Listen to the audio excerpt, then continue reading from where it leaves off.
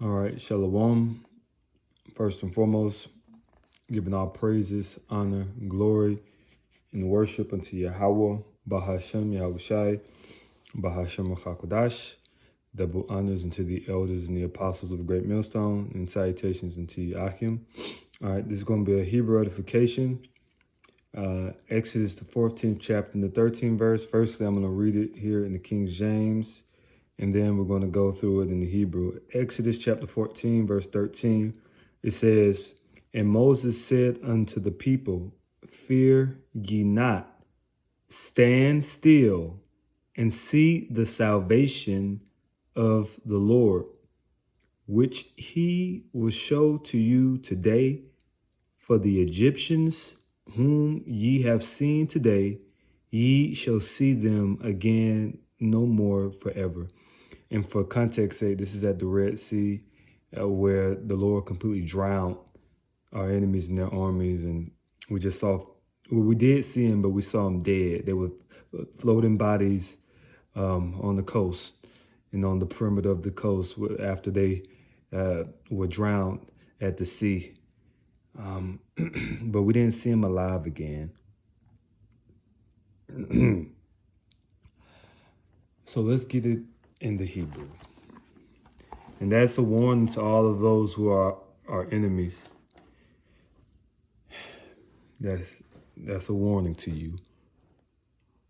All right. So this is, all right, of course, Exodus 14, 13, right? I'm going to read it all the way through in the Hebrew, and then we're going to go by word and address it.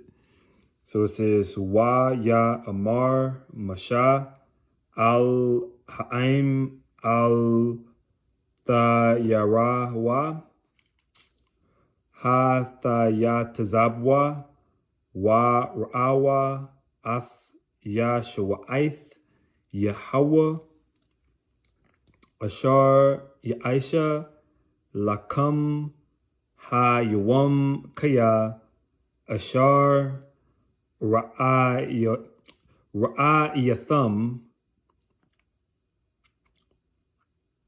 ath matazarium hayawam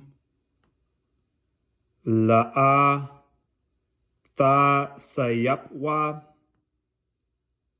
la. I wrote this in Assyrian. I'm sorry.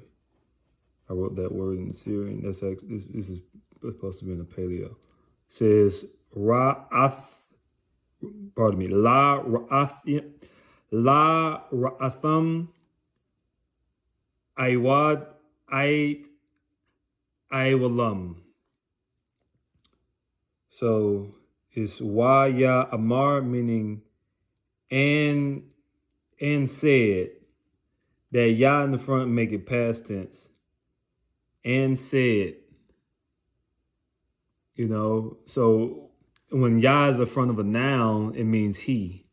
When ya is the front of a verb, it represents that verb in the past tense. When the tha is in front of a verb, it represents that verb in the future tense. Masha, Moses. That's how you say Moses in Hebrew, Masha.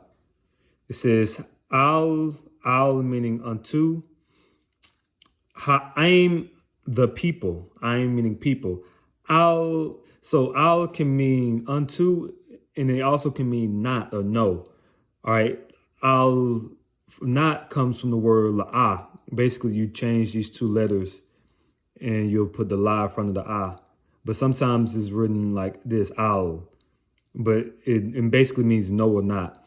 And yes, you know, for those, you know, a lot of people with this la that you see, it's like, why is his la looking like that? Why is he not looking like this? Well, you have to understand. Well, I kind of just threw that in there because with Paleo Hebrew, depending on the time period you're talking about, sometimes it's written like this. Sometimes it's written like this. I remember seeing certain brothers write it like this, or write certain letters a little different than me. And I'm like, why are they writing it like that?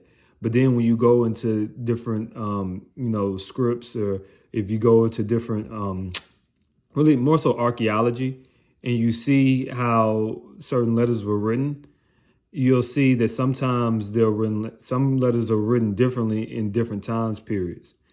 All right, the Hebrew was not always written like this, the Paleo Hebrew, all the time. How they wrote during the time of Abraham was different how they wrote during the time of the Davidic dynasty and Solomon. They didn't write Hebrew the same way. All right, so that's just something to consider. I just threw it in there for this lesson. I might go back to, how I typically write the lie, but in this lesson, I wrote the lie in this format. Thought it was fruitful to do that for edification. Anyway, it says tha yara wa. Tha, when the tha is in front of the verb, it makes it future tense. Yara mean fear. Why? All right. Well, I don't know how to describe that. Like, it's not a word for why in that context. Well, I guess you could say, and fear not him, because why at the end often means him. So, but it's like, you don't necessarily, just to keep it simple, like the King James just says, like, basically, fear not. All right. But basically, typically, really, when why is at the end of the word is like represents him, or fear not this. So that's what it means. Fear not this. All right. That is what it means, actually. It says, ha tha yatazabwa, stand still. All right. Basically, that's saying, it's hard to translate that, but it's basically saying stand still, like they said in the King James, which the root word is yatazab, which means stand, to stand. Basically, it's saying stand still. All right, that's what it's saying. It says wa ra wa, and when the wa is the front of a word, it means and. Ra means see. It says wa ra wa, which basically is saying and see it, and see it. The King James, they don't say it, but that wa really kind of means it or he. All right. It says, pardon me. It says ath, which means even or namely. Like, you won't find this in the English. Like, they're not going to translate this, but it's present in the Hebrew. You'll see, like right here, you see ath, which basically is going into like specifically, even, namely. All right, that's what it means. It's basically emphasizing the following word, which the following word is Yeshua, which means salvation or deliverance. Yahshua. All right. Yahweh. So the salvation of Yahweh. All right, because Yahweh, which means he exists. That's the name of the God of Abraham, Isaac, and Jacob. That's the name of the God of the Bible. He is the God of the Israelites. He's the God of the flood, the Red Sea, all of that and more. Yeah. He's the one true God, and Yahushua is his son. All right, all right.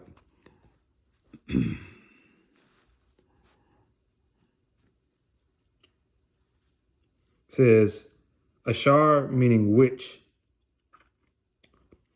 Ya Aisha, he does. Now in the King James, what does it say? Shall show, or shall show thee, or basically show thee. But you can say that, but the root word Aisha means to do or to make. So he does. That's why I said he does, which he does. La come to them, which is talking about the Egyptians. All right. It says ha yawam, the day, really, I should have said like today. So I said Ha means the, but it's really like, for you to properly understand it, is like today, you know. All right. It says Kaya for Ashar, which Yatham have seen, which the Yah, because it got that Yah right there, it makes it past tense. I know this might be a little confusing. Say what? Yes, that's showing it's past tense. Have seen, Ath, even, or namely, Matazarium, which Matazarium is the ancient way of saying Egyptians. Egypt is a Greek word. They're not Egyptians. They were Matazarium, yeah. They were that's what they were. They're Hamites. They descend from Ham. That's the original name of the people who lived in Egypt, not Egyptian. But in the English, you'll see the word Egyptian in King James and whatnot. It says, Ha Yawam, the day or today. It's really saying today. La'a meaning no or not. Tha sayapwa, shall not more or shall no more. All right, because that tha right there is shall. All right, that's shall. Sayapwa, no more. Sayap mean more. Or shall, or really, or again. You could say again. All right. Sayap means, or, you know, it comes from the root word to add, but it means shall not again, shall no more, shall not again, shall not again. All right, just say that. Shall not again.